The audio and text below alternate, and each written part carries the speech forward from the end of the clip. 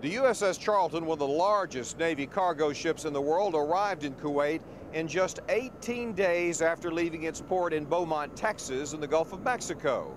In maritime terms, that's sprinting across the Atlantic. Now, these ships were built in response to the Persian Gulf War in order to get equipment to the battlefield faster. Soldiers from Alpha Battery of the 552 Air Defense Artillery found their Patriot missile equipment in a sea of vehicles. The sight of so many U.S. Army weapon systems ready to head to battle left Alpha Battery's commander awestruck. It's enormous.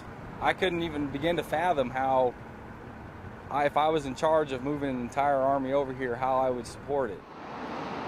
Alpha Battery's missile launchers arrived inside the belly of a whale of a cargo ship.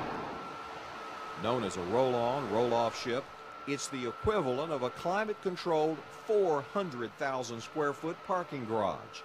Enough space for 3,500 sport utility vehicles. What did you think when you first saw how big these things are in altitude? Well, first thing, it's amazing how these things stay afloat myself, I find. Then all the equipment that gets on it, because these things can hold a lot of equipment, as you can see. And we're talking equipment that can weigh anywhere from 10,000 pounds up to 84,000 pounds. John Gandy of Maine, a Navy veteran, is the civilian skipper of the Charlton and her merchant marine crew. It's part of a $5 billion Navy Sea Lift program that in this case cut the normal 30-day voyage from Texas to Kuwait nearly in half.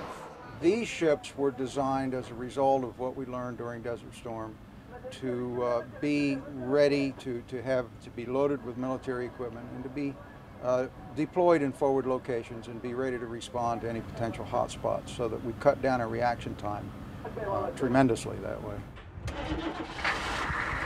A global positioning satellite tag on each of Alpha Battery's vehicles kept track of its movement from Fort Bliss in El Paso, Texas, all the way to the port in Kuwait. As each piece of equipment rolls off the ship, they scan a barcode on each vehicle that's just like your supermarket checkout counter to verify that the equipment is on the ground in Kuwait.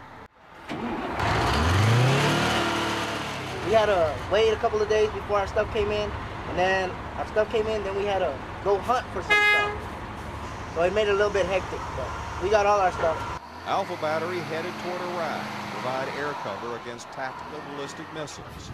The massive push forward appeared close to putting the final pieces in place for a ground attack. Robert Riggs, CBS 11 News in Kuwait. Robert Riggs for CBS News in Kuwait.